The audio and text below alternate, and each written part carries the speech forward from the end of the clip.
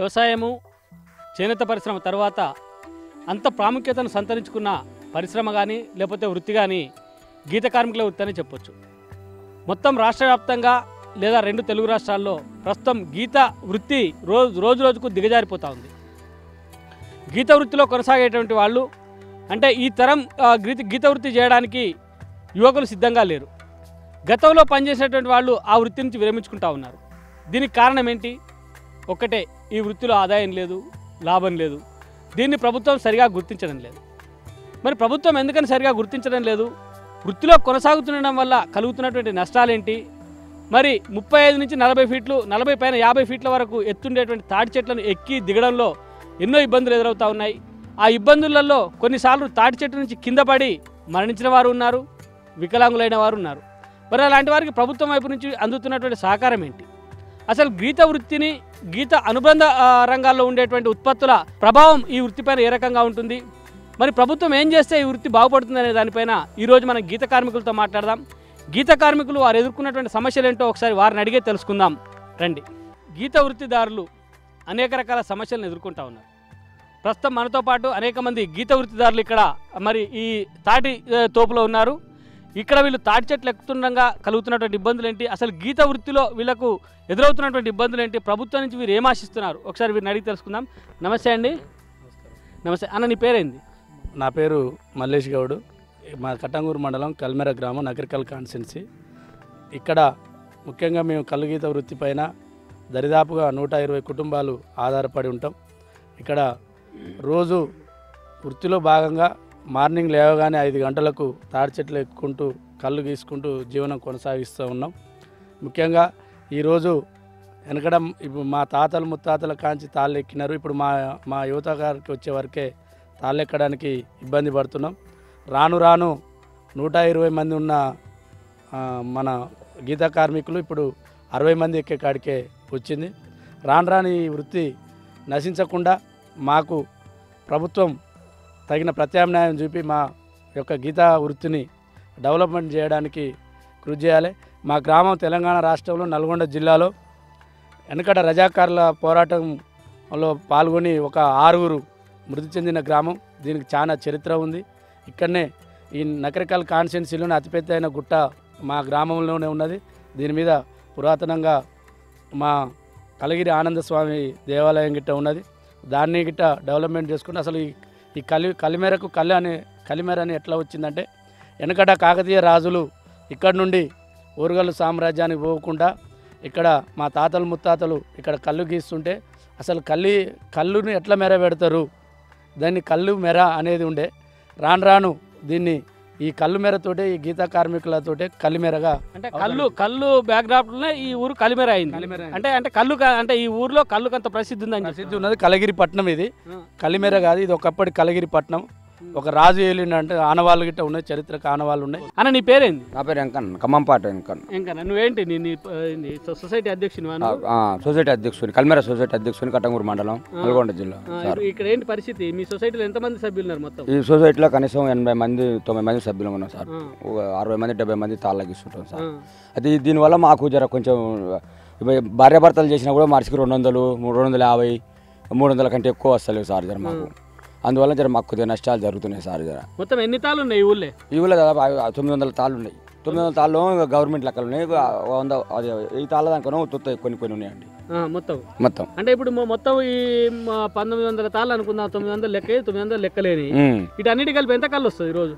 ఎన్నిటి కలిపి కనీసం ఒక్కొక్క తాడుకు 5 సీసాలు, 6 సీసాలు, 10 సీసాలు, 15 సీసాలు, 8 సీసాలు, 9 సీసాలు లెక్కలు వస్తాయి సార్. అంటే ఎంత ఇప్పుడు మరి ఒక్కొక్క కుటుంబానికి ఎట్లా కుటుంబానికి ఇన్ని తాళ్ళని ఇచ్చిరా, లేకపోతే అంతా కలిపి ఒక దగ్గర చేసుకుంటారా ఎట్లా? అది ఇప్పుడు మేము అసోసియేట్ల వల్ల మా అందరం కలిసి ఒక పెద్ద మనిషి ఉంటాడు సార్. ఇద్దరు ఉంటాం. ఇద్దరు పెద్ద మనుషుల మేము అందరం కలిసి ఒక్కడ కూర్చొని పంచుకుంటాం సార్. పంచుకొని మేము తల 10 తాళ్ళు, 5 తాళ్ళు, 15 తాళ్ళు ఇట్లా వస్తాయి సార్. వస్తే మేము కనీసం ఆబోత కలిసి 20 తాళ్ళు తీసుకుంటాం, 30 దాకా తీసుకొని మళ్ళీ కాలు పెట్టుకొని అమ్ముకుంటాం సార్. ఇప్పుడు నువ్వు ఎన్ని సంవత్సరాల నుంచి ఎక్కుతున్నావు తాళ్ళు? నాకు కనీసం 40-50 ఏళ్ళు వస్తున్నాయండి. నేను కాబట్టి 30 ఏళ్ళు అవుతుంది. 30 ఏళ్ళు అంటే 30 ఏళ్ళ నుంచి ఇప్పుడు ఈ తాడి చెట్టు ఎక్కి కళ్ళు అమ్ముతున్నావు కదా, కళ్ళు గీసి. అంటే దీంట్లో ఉన్న పరిణామాలు ఎట్లా అనిపిస్తున్నాయి? 30 ఏళ్ళ కింద ఎట్లుండే, ఇప్పుడు ఎట్లుంది? 30 ఏళ్ళ కింద జర మంచిగా అప్పుడు కనీసం నేను ఎక్కిన కాంచి రూపాయల సీసా, 2 రూపాయల సీసా, 3 రూపాయల సీసా, 5 రూపాయల సీసా, 6 రూపాయల సీసా కూడా అమ్మినాం. కనీసం 10 రూపాయల సీసా కూడా అమ్ముతున్నాం సార్. ఇప్పుడు అయినా కూడా అప్పటి రేట్లో జర మంచిగా అనిపించింది మాకు. ఇప్పుడు ఎట్లా సీసా అమ్ముతాను? ఇప్పుడు 10 రూపాయలు అమ్ముతున్నాం సార్. 10 రూపాయలు అంటే ఎట్లా? ఇప్పుడు మరి మీరు మొత్తం ఉత్పత్తి అయ్యే కళ్ళంతా అమ్ముడు పోతుందా ఇంకా మిగులుతుంది సార్? అమ్ముడు పోతలేదు. మేము గీసిన కాడికి అమ్ముడితే కొంచెం మాకు జర నయం అనిపించు. కనీసం అందులోకి వెళ్ళి మేము 34 సీసాల కళ్ళు గీస్తే కనీసం 20 సీసాలు 15 సీసాలు అమ్ముడిపోతుంది సార్. మిగిలిన కళ్ళు ఏం చేస్తాను? మిగిలిన కళ్ళు పారబోస్తాం సార్.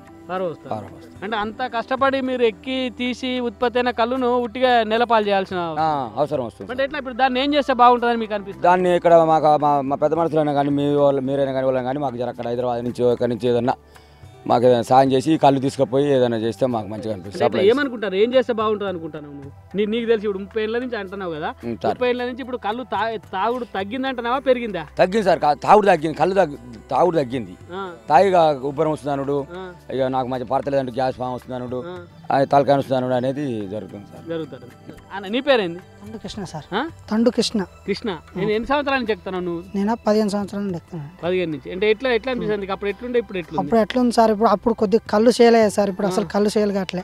ప్రభుత్వం మా కళ్ళుని సిటీకి తీసుకెళ్ళి కళ్ళు సేల్ చేస్తే మాకు చాలండి. ఈ గ్రామంలో ఈ పల్లెటూర్లలో కళ్ళు సేల్ కావట్లేదు. మేము మా భార్య పిల్లలు మేము బతకడమే మా ఎక్కువ అవుతుంది. కళ్ళు గీసి పారబోయవలసి వస్తుందండి మాకు. మా కళ్ళు అసలు సేల్ కావట్లే. ప్రభుత్వం మమ్మల్ని పట్టించుకొని మమ్మల్ని అర్థం చేసుకొని మాకు కళ్ళు మన ఏరియాకై తీసుకుపోయే మార్గం చేస్తే మాకు చాలండి. మేము కళ్ళు వృత్తి పనే చేస్తున్నాం. మేము ఫస్ట్ నుంచి అదే పని చేస్తున్నామండి. మాకు ఏరే పనులు కూడా చేద్దామన్నా మాకు రావండి. చెట్లు ఎక్కుతున్నాం, పారబోస్తున్నాండి. కళ్ళు సేల్ కావట్లేదు మాకు. సేల్ కావట్లేదు అంటే ఇప్పుడు ఎన్ని చెట్లు ఎక్కుతావు నువ్వు? రోజు 20 చెట్లు ఎక్కుతాండి. 20 చెట్లు. ఎంత కళ్ళు వస్తుంది 20 చెట్లలో? 20 చెట్లకు చెట్టుకు 5 సీసాలు 6 సీసాలు వస్తుందండి. అంటే మీకు ఊళ్ళో వాడకం ఏమన్నా ఉందా? మొత్తం అందరికి పోసేది అట్లా లేకపోతే బయట ఊరు వాళ్ళు వస్తుంటారు, ఈ ఊళ్ళో కూడా తక్కువ తాగుతూనే ఉంటారు కానీ తక్కువ అండి. ఇక్కడ సేలింగ్ తక్కువ. మా కళ్ళు బయటికి సేలింగ్ కావాలని మా కోరిక అండి. అంటే కళ్ళు ఎట్లా మరి ఉంటే పులిసిపోతుంది, వాసన వస్తుంది, రెండో రోజు అయితే పుల్లగా అయిపోయి తాగరంటారు కదా, మరి దాన్ని ఎట్లా చేస్తారు? ఈ రోజు కళ్ళు మిలిగింది అనుకో పారబోస్తామండి. గీత కార్మికునిగా ఉండి నేను ప్రస్తుతం అప్పట్లో గౌడ వృత్తి చేసేవాడిని. నాకు ఆదాయం సరిగా లేక నేను మళ్ళీ కార్ డ్రైవింగ్ నేర్చుకొని కార్ డ్రైవర్ వృత్తిగా నేను దిగాను సార్. అలా సెటిల్ అయిపోయాను. నాకు చాలా ఇప్పుడు ఈ ఇన్కమే బాగుంది. గౌడ వృత్తి నాకు లాస్ వచ్చింది కాబట్టి నేను అది మానుకున్నాను సార్. ప్రభుత్వం సహకరిస్తే ఇప్పుడు కూడా నేను గౌడ వృత్తి చేయడానికి రెడీగా ఉన్నాను సార్, నేను మా ఫ్యామిలీ. అంటే ప్రభుత్వం ఏ రకమైన సహకారం చేయాలంటారు మీరు? మాకు ఇప్పుడు గౌడ వృత్తి చేస్తున్న వల్ల మాకు సరైన ఆదాయం లేదు. కళ్ళు అమ్ముతున్నప్పుడు సరైన ఆదాయం లేదు. దానివల్ల గవర్నమెంట్ ప్రోత్సాహం చేస్తే మేము మళ్ళీ గౌడ వృత్తిలోకి వస్తామని మేము ప్రోత్సాహం చేయాలి. మాకు ఇప్పుడు కళ్ళు కాంపౌండ్లు ఉన్నాయి సార్. అట్లాంటివి మాకు ఒక కేటగిరీలో పెట్టేస్తే మేము వాటి ద్వారా మేము ఆదాయం పొందుతాం సార్. అంటే ఎట్లా ఏ రకమైన? ఇప్పుడు గ్రేటర్ హైదరాబాద్ సిటీలో అన్ని కళ్ళు కాంపౌండ్లకు ఇచ్చారు. వాటికి సరైన ఆదాయం కల్పిస్తున్నది గవర్నమెంట్. దానికి కూడా ఒక కార్పొరేషన్ ఏర్పాటు చేశారు. అట్లనే మాకు కూడా కార్పొరేషన్తో పాటు మాకు కూడా డిపోలు ఏర్పాటు చేస్తే మేము వాటి ద్వారా మేము కళ్ళు సేంద్రియం సప్లై చేసుకొని మేము జీవనోపాధి కొనసాగించుకోవడానికి ఆస్కారం ఉంటుంది. తాటి చెట్టు పైన గీత కార్మికుడు ఉన్నాడు. గీత కార్మికుడు తాటి చెట్టు పై పోయి కళ్ళు గీసి దిగుతూ ఉన్నాడు. అది దిగిన తర్వాత అసలు ఆయన పడుతున్న ఇబ్బంది ఏంటి, అంత పైకి ఎక్కడానికి దిగడానికి ఆయనకున్న అవస్థ ఏంటో ఒకసారి దిగిన తర్వాత ఆయన అడిగి మనం తెలుసుకుందాం. అన్న నమస్తే.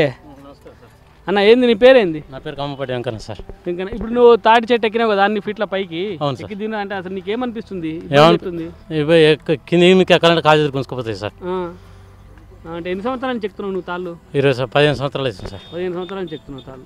అంటే 15 సంవత్సరాల నుంచి రోజు ప్రాక్టీస్ అయింది కదా, మరి నీ ప్రాక్టీస్ అయినా కూడా ఇంకా ఇబ్బందులు ఏమంటారు? ఇబ్బంది లేదు సార్. కాళ్ళు అప్పుడప్పుడు కాళ్ళు వస్తాయి సార్. ఆరోగ్యపరమైన సమస్యలు ఎట్లున్నాయి? ఆరోగ్యం బాగానే ఉంది కానీ కాళ్ళే వస్తాయి సార్. కింద మీకు ఎక్కుతున్నాం సార్. రోజు 20 చెట్ల దాకా ఎక్కాలి. ఎక్కడం వల్ల కాళ్ళు వస్తుంటాయి నైట్. అంటే కళ్ళు ఎంత వెళ్తుంది ఇప్పుడు నీకు 20 చెట్లలో? 20 చెట్ల 34 లీటర్లు 50 లీటర్ల దాకా గీస్తాం సార్. గీస్తారు. మరి 50 లీటర్లు అమ్ముడు పోద్దా? పోవట్లేదు సార్. ఎంత అమ్ముడు పోద్ది? అలా 10-15 పోతాయి సార్. అంతే. 10-20 లీటర్లు పోతాయి సార్.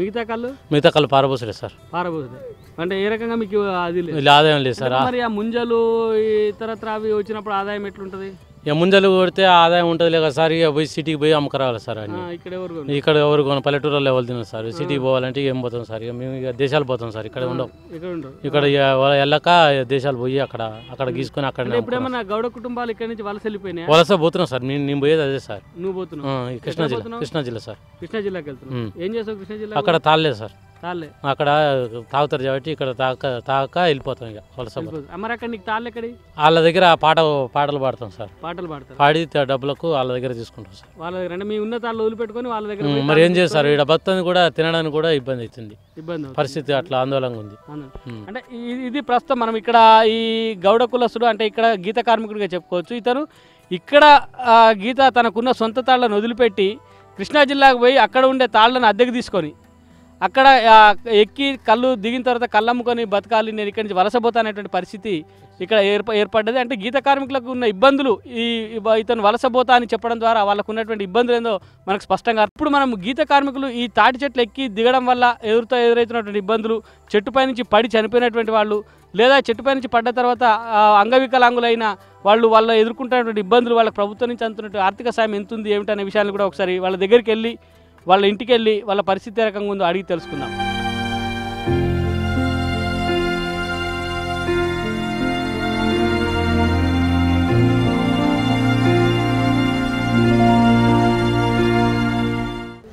మనం ప్రస్తుతం కలిమెర గ్రామంలోని కంబంపాటి సోమయ్య అనే గౌడ కార్మికుని ఇంట్లో ఉన్నాం. ఇతనికి కంబంపాటి సోమయ్య చెట్టుపై నుంచి పడడం వల్ల 2 కాళ్ళు ఫ్రాక్చర్ అయ్యి తీవ్ర ఇబ్బందులై ప్రస్తుతం చెట్టు ఎక్కే పరిస్థితిలో లేడు. దీంతో మనం చూస్తున్నాం ఇక్కడ ఈ సోమయ్య ఇంట్లో అంటే రోజు వాడే ఈ మోకు అటకెక్కింది. అంటే దీంతో పని లేకుండా పోయింది. అంటే కేవలం ఈ మోకు వల్లే ఆయన వృత్తికి జీవనాధారమైనటువంటి మోకు, దీని ద్వారా మాత్రమే అతను చెట్లెక్కి కళ్ళు గీసే పరిస్థితి ఉండేది. కానీ ప్రస్తుతం ఆయన అనారోగ్యంతో ఉండడం, చెట్టుపై నుంచి పడి కాళ్లకు ఫ్రాక్చర్ కావడం వల్ల ఎక్కే పరిస్థితుల్లో ఆయన లేడు, కేవలం మంచానికే పరిమితమైనట్టుగా చెప్పొచ్చు. మరి ఆ సోమయ్యకు ఆర్థికంగా పరిస్థితి ఏ రకంగా ఉంది, ప్రభుత్వం చెప్పినట్టు ఏమైనా ఆర్థిక సాయం అందిందా, అందకపోతే ఎందుకు అందలేదు, మరి వాళ్ళకున్న ఇబ్బందులు ఏంటో ఒకసారి సోమయ్య దగ్గర పోయి సోమయ్యని అడిగి తెలుసుకుందాం. నమస్తే సోమయ్య. ఇప్పుడు ఇక్కడ మనం ప్రస్తుతం సోమయ్య దగ్గర ఉన్నాం. సోమయ్య వాళ్ళ కుటుంబ సభ్యులు కూడా ఇక్కడ మనతో పాటు ఉన్నారు. చెప్పండి, నీ పేరేంటి? నీకు ఏమైంది, ఎప్పుడు పడ్డావు తాడి చెట్టు నుంచి, ఎట్లా పడ్డావు, ఏమైంది, నీకు జరిగిన ఇబ్బంది ఏందో చెప్పు. కళ్ళు మూతలు పడ్డట్టు అయినాయి, తాడి చెట్టు నుంచి పడ్డా, ఎటు అనిపించలే. ఇక అంతలా ఏమొచ్చింది, కళ్ళు కాని వచ్చి ఇక అట్నే తీసుకుపోయింది. అంటే ఎట్లయింది నీకు? ఇక పడ్డ జ్ఞాపకం లేనేలేదు. పడ్డ జ్ఞాపకం లేనేలేదు. ఎట్లా అంటే పడ్డ తర్వాత ఏమైనా కాళ్ళకి ఏమైనా దెబ్బలు తాగినా, ఎట్లయింది? కాలు ఇరిగింది, కాలు చెయ్యి మొత్తం ఇక లేకుండా హాస్పిటల్కి పోయినాం, పట్టించుకోక ఇక మళ్ళా చూసి ఇక మళ్ళా హాస్పిటల్ గవర్నమెంట్ ప్రైవేట్ మళ్ళా తీసుకుపోయాను. ఇబ్బంది అయిపోయింది. ప్రస్తుతం సోమయ్య వాళ్ళ అమ్మ కూడా ఇక్కడ ఉంది. అమ్మ నీ పేరేంది? సత్యమ్మ. సత్యమ్మ, ఎట్లుందమ్మా, ఎట్లయింది నీ కొడుకు జరిగిన ఇబ్బంది ఏంటి? నా కొడుకు పడ్డాడు సారు, పడి చెయ్యి కాలు ఇరిగింది. గవర్నమెంట్ హాస్పిటల్ 3 రోజులు ఉంటే పట్టించుకోకుంటే మళ్ళీ ఎట్లా మురిగిపోతుందేమో, కొట్టేస్తారేమో కాలని ఇక అపూర్ణం హాస్పిటల్కి పోయినాం. 1,00,000 దాకా పోసినాం. ఇక ఇంకా కొంటుడే దెబ్బ రాడు తీస్తే ఒక 30,000 అయినాయి. మళ్ళా తర్వాత మళ్ళీ 30,000 దాకా అయినాయి. ఇప్పుడు ఇంకా మందులే ఆడుతుండు. అంటే మీకు ప్రభుత్వం నుంచి ఏమన్నా సాయం అందింది? ఏమన్నా ఏం సాయం లేదు సార్, మేము అప్పు తెచ్చే పెట్టినాం. అమ్మ, ఇప్పుడు ఆయన భార్య పిల్లలు కూడా ఇక్కడ ఉన్నారు మనతో పాటు, వారిని కూడా అడిగి తెలుసుకుందాం మనం. ఇక్కడ అమ్మ నీ పేరేంది? కంబంపాటి సాలమ్మ సార్. నీకు ఎందరమ్మా పిల్లలు? ఎందరు? 2 బిడ్డలు, ఒక కొడుకు సార్. ఎట్లా జరిగింది నీ భర్తకి, ఎట్లా ప్రమాదం జరిగింది, ఎట్లా దానివల్ల? ఏమో సార్, ఆ రోజు ఆదివారం కళ్ళు గిరాకీ బాగుంటుందని పొద్దుగాల పోయిండు.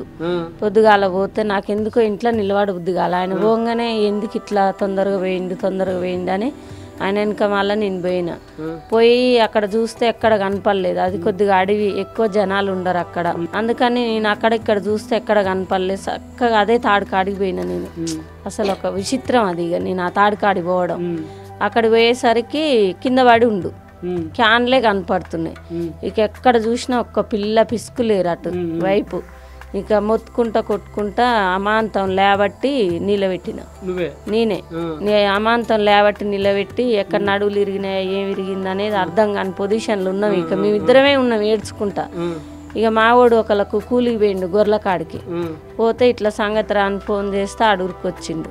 ఉరికి రాగానే ఇక ముగ్గురం కలిసి ఇంకొక అతను మాకు తెలిసిన అతను ఉంటే ఆయనకు ఫోన్ చేస్తే ఆయన కూడా అడవిలంగా ఉరికొచ్చిండు. ఆ బండి వేసుకొని వచ్చి ఆ బండి మీద తీసుకొని హాస్పిటల్కి పోయినాం.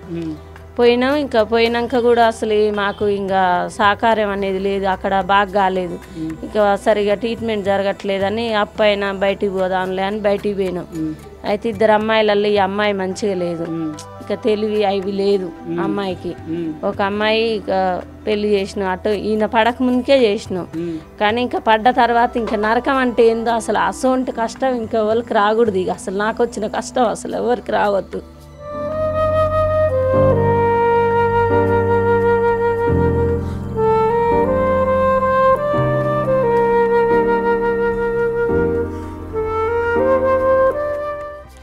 ఇంకే ఇబ్బందులు ఇంకా వెళ్తలేదు ఇంట్లో, ఎంత చేసినా కానీ వెళ్తలేదు. నేను ఒక్కదాన్ని ఆడదాన్ని చేయలేకపోతున్నా.